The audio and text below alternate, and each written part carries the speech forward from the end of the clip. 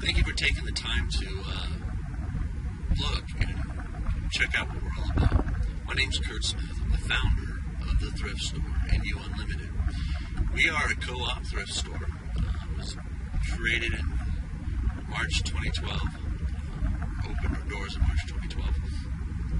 But the concept was created about 4 years ago. And it was during a time that was a very difficult challenge for me in my life. I was dealing with my father who was had a traumatic brain injury a couple of years earlier, and I was getting him through a process of rehabilitating and trying to get his life back in order. But during that time, I actually lost control of my own life. I went from having a successful business and marriage and a happy household to more or less being broke, bankrupt, and divorced, and lost my business, or closed my business, to focus all my efforts on caring for this man. And don't get me wrong, I'm grateful to have the extra time with him, and that I could give him that and help him. But through it all, I had to do some soul searching and really find out what I wanted to do in life. And the only way during that time for me to survive was to go out and find items at thrift stores, garage sales, estate sales, and auctions, and buy them at a discount, or not a discount, but at whatever price it was that they were being offered at, and then turn around and resell them. When I started in this industry in jewelry, I got pretty good at it. I met a couple people that were experts in the industry with jewelry, and they allowed me to pick their brain, to learn from them. I paid my weight in gold, to say, for them to teach me. But what I came out of it is I understood precious metals, I understood stones, and not to say I'm 100% expert on, but I'm great at it enough to make a living, knowing that I can go pretty much anywhere, and if I spot something that is undervalued, that I can not only acquire it for cheaper, but sell it for a profit. And so that's how I started in the industry. And I did that for about a year and a half, just doing metals. And then a situation came up to where one of my properties, or my father's property at a particular time, had become vacant due to a tenant leaving because of him needing medical care because of cancer. So my father's estate, my estate, my mother's estate, and my tenant's estate all needed to be liquidated. So we started doing estate sales. We actually did quite well with our estate sales. We do them every 2 weeks, Friday through Sunday. And because of that, I started building a loyalty or a customer base of people that wanted to come back and see, what else are you bringing out that we haven't seen yet? And so, of course, the weeks that I had off and the weekends that I had off, that's what I was doing. I was out doing auctions, estate sales, storage lockers, and finding more opportunity to bring to my customer base. And I go out, not that I understood other aspects of this industry at the time, I just was willing to take the risk on it. I'd run into a couch for $5 or something that was free. I can't beat the price, so let me see if I can turn around and sell it for more. And of course I would. I would pick up a couch for $5 and turn around and sell it for $45 or $50 in 24 hours. And so I was making a good percentage of an investment. And things just kind of evolved from there. I mean, it went from buying jewelry to running an estate sale. I started getting customers that say, hey, can we come during the middle of the week and see this? Can I take a look at it? What else is coming out? I started to sell stuff on Craigslist a little bit more frequently, and required people that wanted to come up during the day and see it. So I was like, gosh, there's got to be another way to kind of expand beyond this. So the next level was the thrift store. And when I opened the store, it was my first retail experience. my background is finance and real estate. I didn't have any real knowledge on how to operate a retail store. You know, I did some stocking back when I was in high school, 15, 16 years of age. That was about it, and that was my limit to it. Excuse me. So I opened the store, and I needed to fine-tune it, I guess, as quickly as possible. I needed to figure out how to run a retail store. But before I opened it, I really had to look at kind of, you know, the places that I was shopping. I was going out, I was going to these different thrift stores. I was finding opportunities around town. And you know, every thrift store had a different experience. Some thrift stores were really clean. Others were a lot of disorder. Some that the customer service was really good. Others the pricing was great. Some the hours of operation were horrible. So you know, I kind of looked at all these different things and like, okay, there's this and this and this that I all love about these stores, and then there's these things down here that I absolutely hate about the stores. And so I picked only the best things. And I thought, how could we compete in a bigger market? How could we make this completely unique to a point where, you know, when someone's sitting down at the end of the day and they're trying to make a decision on which store they want to donate their unused and unwanted items to, that they go, I want to do it to the thrift store. I want them to be able to make that decision without them going, you know, second guessing or questioning it whatsoever. I want them to be able to automatically know that that's where they're going to donate their items. And how could I get them to do that? At the same time, I wanted to be able to make sure I could create something that was not already being done somewhere else, so that I wasn't, you know, the same cup of tea, just a different flavor. I wanted to be something completely different. And so it took me 2 years to actually work out the details, to sit down and research every aspect of it, from the legal aspects of it to how we can do the accounting on it, the structure of the business, to how to track it, how would we inventory donations that came in, how would we track it back to individual members, how would we track the members that purchased these new items. All these things that had to be researched before it could be implemented. It took me over 2 years to put it together. But as April 1st, we finally were able to release our co-op thrift store. And I got excited about this, and I was able to share it with a couple hundred people that actually were members or customers of mine when I had the estate business. And within the first 3 weeks, we were able to sign up over 300 people to be part of this co-op program. The program is fairly simple. Our membership doesn't cost anything, so it's free to enroll. As a customer, you can come into the store, you can enroll in person, or you can go online and enroll. Once you're enrolled, you're entitled to obviously save 50% on select colored items at the store per week. And each week, those colored items or color tags do rotate.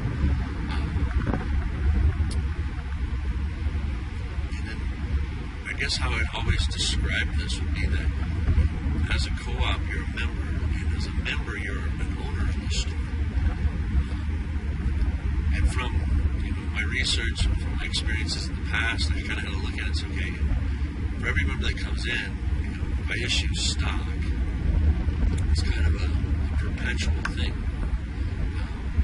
Every person's share would continually get diluted if we just continue to issue stocks with newer members. We're averaging between 15 and 20 members a day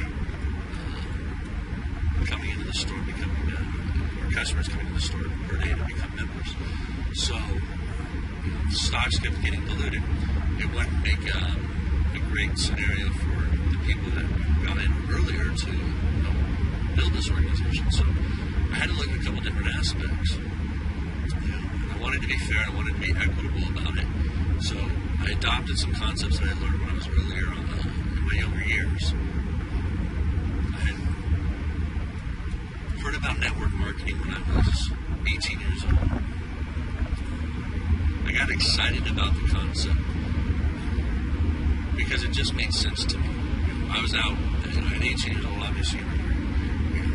You get to get your wings for the first time, kind of go out and fly and do your own thing. And so here I was 18 years old. I go out and I hear about this network marketing. What a great concept.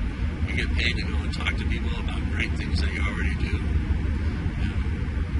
I was already talking about the movies, or the places I was hanging out with, the restaurants I was eating at, the friends that I was hanging out with. So all these things, were natural to me about referring people.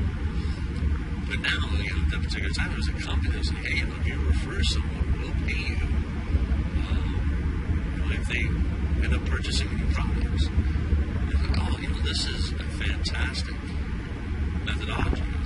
I was excited about it. So, in designing this program, I had to look at it and say, okay, is there a way that we can incorporate the concept of word of mouth? Because I had, you understand, I had people, about 1,200 customers come in per month on average. And a lot of them was like, I've never been in before, but I heard about this from so-and-so. I heard about this from my friends. I read about it in the paper. And others that, came in that were referred by someone else. And so the word of mouth was already happening. It happened day one when we made the announcement we were opening up. But I never put in or incorporated a program in which, my members, my customers could participate and profit share with us. And so I adopted this network marketing concept to simply referring members and other people to the store. You would earn points.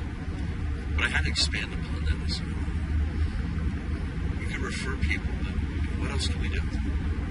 And obviously, we're a thrift store, so people want to come in, they want to shop, they want to save money, they want to find great items at great prices. So we thought, well, what if we converted every dollar that's spent in the store, we converted that to a point? And then, if they donate something, whatever they donate, whatever price we decide to put upon it, what if we can convert those to points? So if someone donated an item, we put $20 on it, they get 20 points. And I'd also look at, what if someone didn't have any items to donate or didn't have any money to shop? Could they still qualify? How could they do that? Well, they could volunteer. So we put a per hour point system together for volunteers. We had 10 points for every hour a volunteer is in the store. Okay. So it could be a combination. Would they be channeled? They could only purchase, they could only donate, they could only volunteer. There's got to be a way to track it all already, so let's just incorporate it that they can do a combination. They can refer someone, they can shop, they can donate. If they got an extra couple hours a month they want to volunteer, they can volunteer.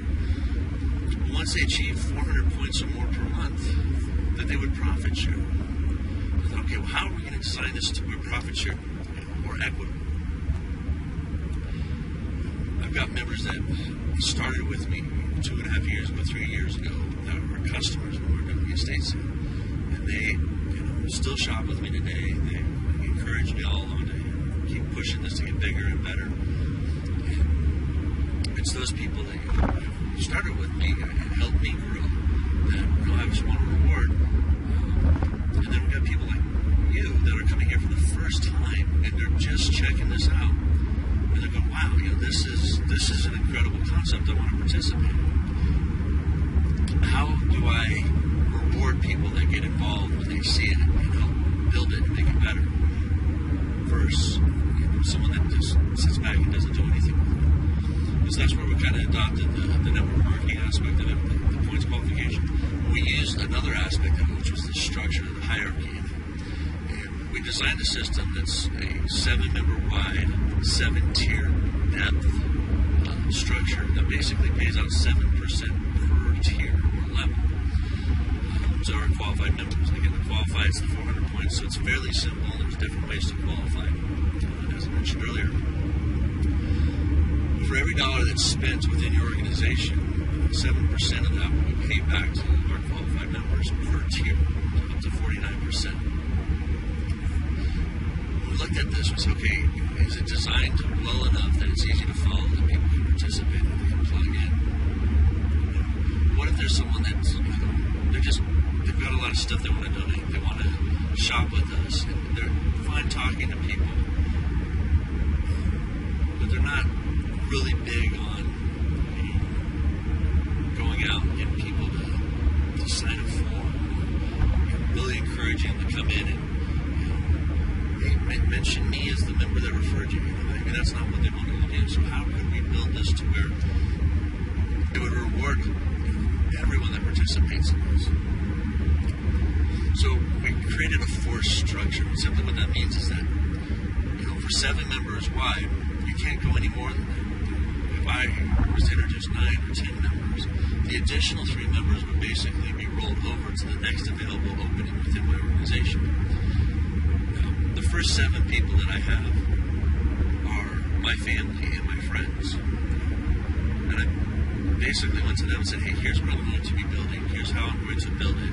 Here's what I need from you. I'm not asking for any money. I just want you to participate in donating items, shopping in the store, and volunteering some hours. They were gung-ho on it. I said, you know what, I love the concept. It made sense. Let me participate in it. I said, it's not going to happen overnight. It's going to take some time. We're going to build this thing. It will grow. And they got excited about it. And that was obviously 2 years ago when we were starting this as a thrift store. Here we are 2 years later. We're actually rolling this concept out now. So it's been some time, and they've been very patient with me. Much love and support, and very appreciative of everything they've done for me. But now we look at it and we go, okay, here we are. We've arrived at this day. And as April 1st, we rolled out. Here it is, the 22nd. 3 weeks later, we've got over 300 members. And we've got my first 7 in my first tier completed.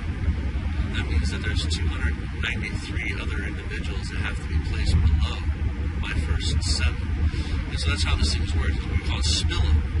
As new members sign up that are wanting to participate by either coming to the store or going online, if there is an available slot directly below the next member, it looks for the next available slot.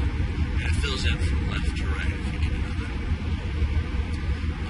Outside of that, we made qualification as easy as possible. We made the hierarchy structure as easy as possible. If you're excited about going out and talking to people, you want to build your organization, you can build it. There's no limit to letting us slow you down. However, if you're one that just kind of wants to sit back, see how this thing goes and grows, you can leave it up to people like myself and other people in the organization who are really wanting to push this and make it something bigger and better. And of course, you'll be rewarded as long as you'll be qualifying each and every month through the point system. And outside of that, I need to look at one other aspect. Is I can get a lot of people excited about this. I get a lot of people participate in it. But what if they don't do anything? Someone's got an organization that's just filled with nobody doing anything.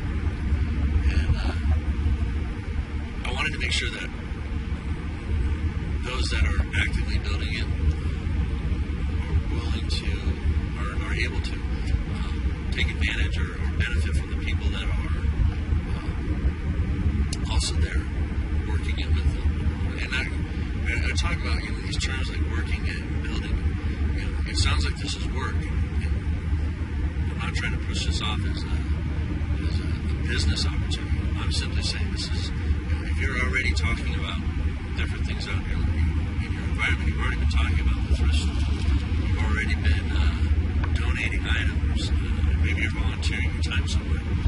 These things you're already doing. So take it and redirect it, refocus it so that it benefits you in other aspects of your life. Outside of that, there's not a whole lot of work. I say here's where we're at. We wanted to reward those that actually see this as a model to grow the thrift store. Those that kind of sign up just because they want to save the 50%, and then really have no interest in ever coming back to the store. We consider those pretty much like inactive members. And when that happens, we use a process called compression, and our tools and our software basically looks at the next available member that has active purchases within their organization, and compresses those sales up to the next active member above him or her. And that way, no one loses out, and everyone has the ability to maximize their commissions or their profit share.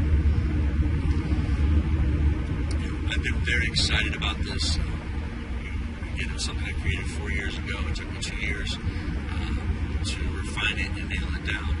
And we've actually launched and are putting this thing in action to where anyone can get signed up. And as long as they have items and they shop, they volunteer or not volunteer, but refer people to the store, they qualify each month, they can profit share with us. Neatest concept in the world. That's all I got to say. And as far as getting started with us, it's like 10 lines of information: name, email address, date of birth, home address, phone number. Outside of that, I'm not going to ask for social security number right now. It's not important. If you earn over $600, I do have to ask you to fill out a W-4. That particular form allows us to issue a 1099 at the end of the year. And it is a requirement of the IRS that if anyone makes over $600 per year, that they receive this form. So we'll keep everything tracked and accountable on our end. And then once, or if you achieve more than 600 or you're right about to hit the $600 mark, we're going to send you that form and hold your check. We won't release the check until we receive that form back. That way we're not chasing you anymore. But outside of that, membership enrollment's fairly simple.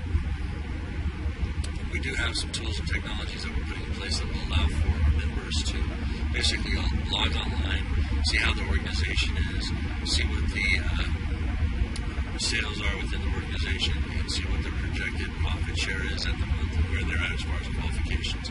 So maybe you know that you're going to receive maybe a $1,200 check for profit share for the month, and you've got currently 300 points.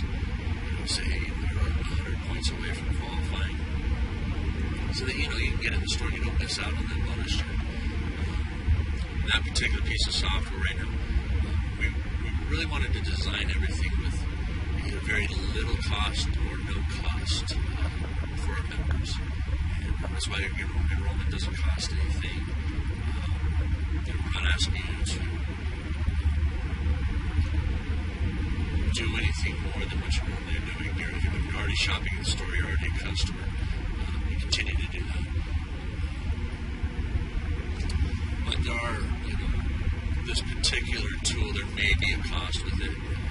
And I'm hoping if there is, that we can keep it in that $5 to $9 range. Because my goal isn't to make profit centers off of what we're building. It is to create an opportunity for other people to free up things in their life to where they can pursue what they're passionate about. And I want to give everyone the tools and the resources to do that. And in some cases, there's going to be expenses that are going to be above my means, and the only way that we can kind of leverage the power of numbers in this is to say, okay, if we've got 3,500 members participating in this program, and they can each chip in $5 or $10 a month for the software, pretty much cover the software expenses and maintenance on it. And but it gives you the tool to not only bring on more members, but to really dive down deep and kind of get a microscopic look at how your organization is doing, and understanding what you need to do so that you can qualify each month. Our goal is to have more than just one store. We want to expand this down to Denver. We kind of had a target base that if we could get 3,500 members up here, in the Pine Junction area, that we'd be able to get our Denver store. We're on target to hit about between 400 and 500 members by the end of the month, which is fantastic. Don't get me wrong. I mean, it's great numbers. We look at that. That's 6 to 7 months before we've hit our target, which probably about in line with what we need. Once we hit that, we can look at getting into the Denver market. The Denver market, we have 3 areas that we earmark. One's in Gold, one's in Aurora, and the other one's in Denver. And the density, population density is such a difference. The one area we're looking at, within 5 square miles, we have 275,000 households. It's a phenomenal number. Right now, Pine Junction, where we're at, we service from Morrison to Fairplay. That's 31,000 households. So we're looking at almost 10 times that within 5 square miles. So if we can hit a 3,500 member base up here, using the same kind of thought process 10 times, I can get 35,000 members down in Denver. There's quite a big population in Colorado. I think we're at 4.25 million people. Picking up 100,000 members or 200,000 members to participate in this program is fairly small, especially when you look at like the big chains like ARC and Goodwill and Salvation Army and Savers. These guys, obviously, they've been around a little longer. They've got a larger store base, and they've got obviously very big customer base. When you actually look at it, when you say, okay, what do these organizations have as far as customer base? We're talking hundreds of thousands, if not millions of customers that shop with them. So for us to have a target of 3,500 members up here, and 35,000 at another store, we're looking at peanuts compared to what the actual market is. And the great thing is, though, is the members that help us get this store started up here profit share in the next store, so on and so forth. We've got our bigger goals are to have at least a dozen stores in Colorado. We've got to be able to duplicate the process. So first things first, we're going to hit the 3,500 member mark up here, and then the 35,000 member mark down in Denver. And then from there, we'll just continue to expand. And with every store we open, each member that's already enrolled and is active and is shopping and donating and referring people to the store, those people will profit share each and every month. Try to, again, we designed it to be as fairly simple as possible. It really is, kind of getting out of the mindset of being a consumer. Since the Industrial Revolution, we've been, not just bred, but more or less like programmed that we've got to consume. I remember when I was a child that my parents seemed to like recycle and reuse almost everything. They were washing the tinfoil, they were washing the baggies and reusing them. We used the paper bags for a dozen different ideas and things around the house to preserve other items like textbooks. So, but all that stuff's kind of gone away, and it seems like we're becoming more and more consumerish, more and more focused on strictly being consumers of purchase, use, throw away, purchase, use, throw away. And it's from a manufacturing perspective. People are looking at us, yeah, that's the way to go, that's the way to go. Quickly use it, get rid of it, rebuy it, replenish. And, they're looking for that repeat client. I want to just kind of point it out that maybe we can look at repurpose, reuse, recycle. If we can do those things, we kind of change and take control of where we're spending our money. We direct it. There are some great items that come into the store, phenomenal items that come into the store that are brand new, and they're just either not wanted or needed, and someone else has, and they're willing to contribute it to grow the organization, to qualify for their points, couches and to allow it to be in someone else's house. The thing is that we sell it at a fraction of the cost. For example, we had a $4,500 couch coming. This is something like a doctor's office or a lawyer's office, and it was brand new. It still had the tags on it. I guess it's $46.89. I think it was. We could sell it for $450. Another 10% of its retail value. And I researched it to make sure that this really was like a $4,700 couch that was being donated. And it was. The guy just never used it. It wasn't dirty. It wasn't nothing wrong with it. So that's the thing is, someone else who I know went and bought from this same manufacturer went and spent $4,000 on a couch. So it's part of like kind of reteaching yourself. There used to be a stigma on the thrift stores in the past. It was always the thought of, if I'm doing the thrift store thing, I'm doing, I must be poor. Well, that's not necessarily the thing. I look at it as you're being frugal. You're being a smart consumer. You're looking at things from cost benefit. When is it fair or sane for a manufacturer to charge $60 for a t-shirt? A t-shirt, not a dress shirt, a t-shirt. It costs them a couple dollars to make, but they throw someone's name on it. They throw some pattern on it, and they say it's $60. It's ridiculous. And they've taught you, they've told you, you know what, you've got to go out and you've got to spend $60 because my shirts are cool. It's silly consumerism. So that's where we look at it. We say, you know what, you don't have to do those things. Be a smart consumer. Start being thrifty. Start looking at ways to save money. Come to our thrift store. Come to other thrift stores and take a look at what is truly available as far as options. Because when you look at it, you'll be amazed to find just fantastic opportunities that not only save you money, but you're getting that are in great shape, great condition, and worth a heck of a lot more than what you're ever going to pay for. So I finally made it up to the store here.